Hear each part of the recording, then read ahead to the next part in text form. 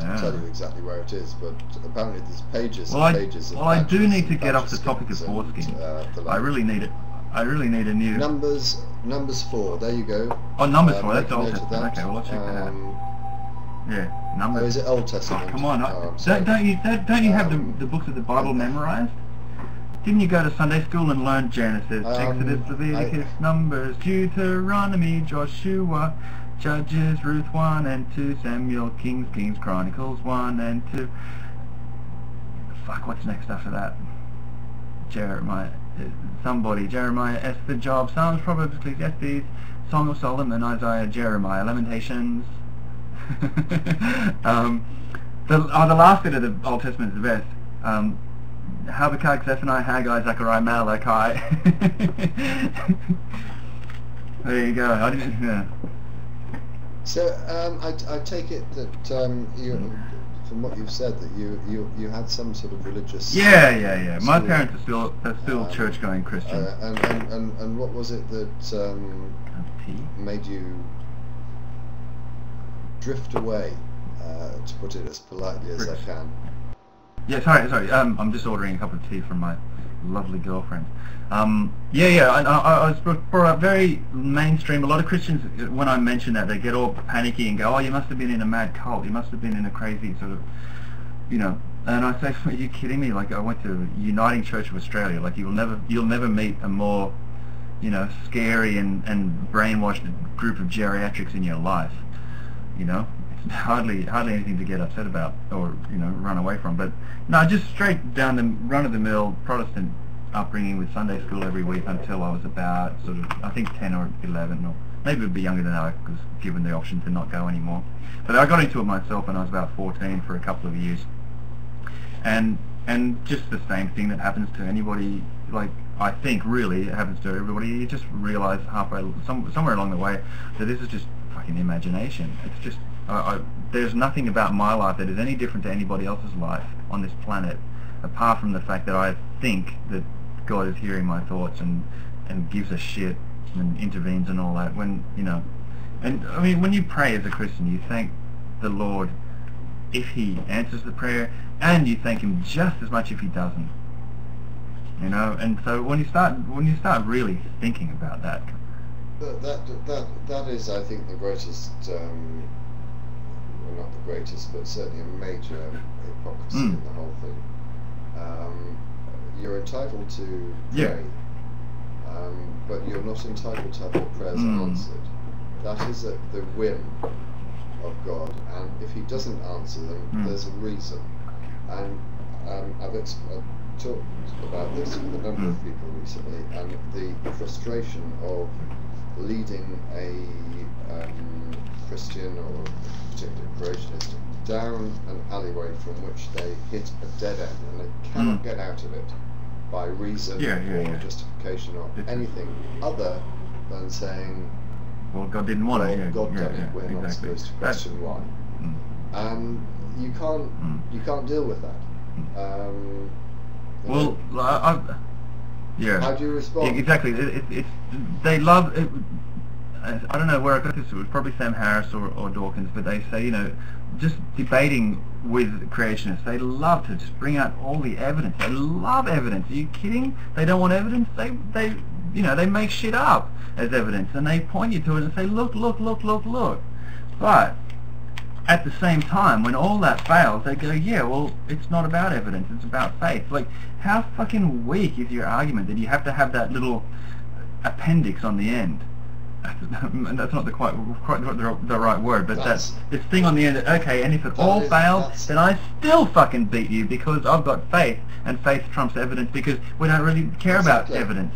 And you can't answer that because that is their. That's what they say. They say if we could find sorry, my girlfriend's distracting me, and you can guess what she's doing. If Christians could, can't. And stop it if you are imagining it. If it's going to increase donations to charity, then turn the camera around. No. You said. I've got that here. This is all, in fact, good. I was somewhat alarmed that you had that typical Australian man attitude that you said that you ordered her to make a cup of tea, which I thought was no, I order as in a cafe, an order. And not order as in ordering around. Are you one of these Australians that think that foreplay is brace yourself, Sheila, here I come?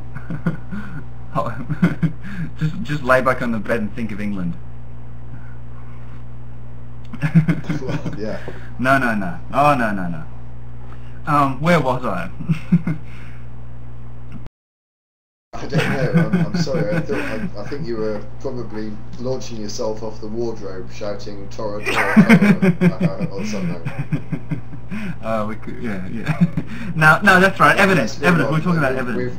We've done the bare bottoms for this profile. I know what it was. I remember what it was. That if they found the Shroud of Turin or something, or something of piece of evidence that somebody claimed was from Jesus, and they did a DNA analysis on it, and they discovered that this person whose DNA this is had no father.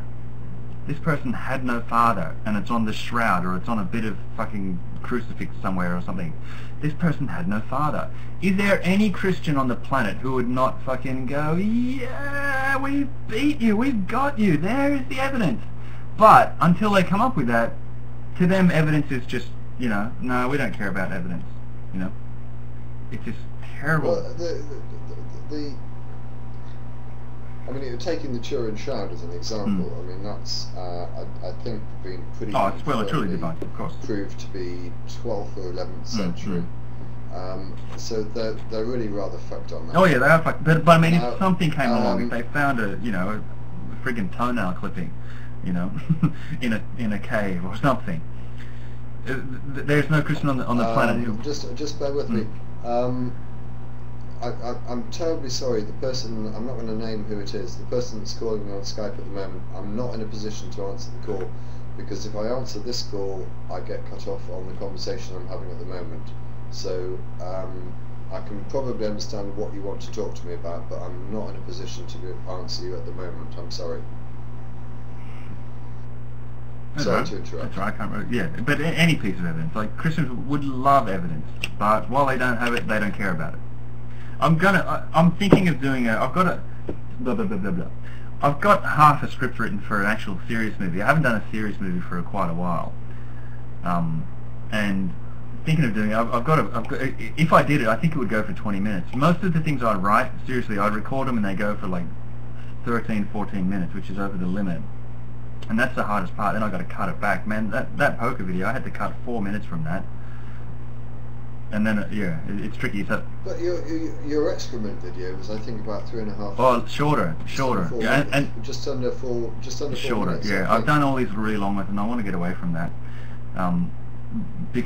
Seriously, it's difficult, man. I've got so many people tell me I can't believe that people are telling me that's one of my best. That poker one. That could have gone to the bin. I could have binned that, but people are really enjoying it, and I'm surprised. So it tells me that my judgment's not very good. And videos take on a whole new meaning once you actually see them finished. But so ideas are hard to judge. I hate them. Do you ever actually watch them once you've done them? I hate them. Yeah, you hate your own videos?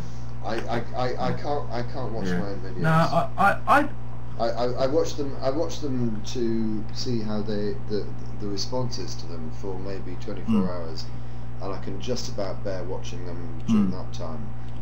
Although I tend to turn the sound off and just look at the ratings, because I'm narcissistic and mentally dysfunctional, and I need the ego trip of making sure that it's outrated Andromeda's Wake or something like that. But I can't actually stand looking at them, and after a while, I just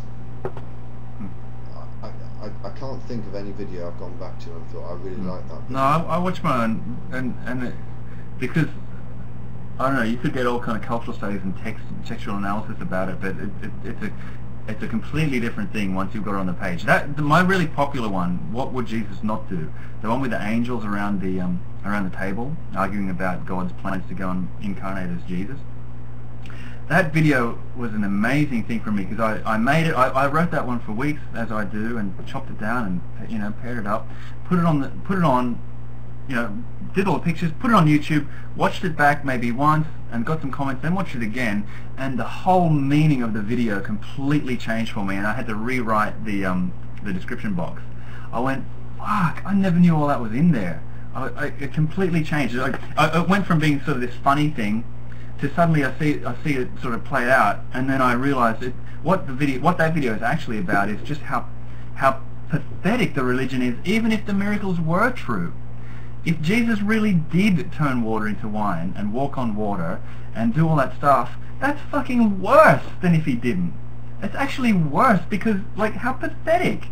You know, he comes all this way to save humanity, gives us fucking nothing useless, gives us nothing useful, tells us that demons are responsible for disease, walks on water, and makes wine for a party. That's worse. That's like malevolent. That's evil. If he had the power to do everything, you know. This is one of the things that I've never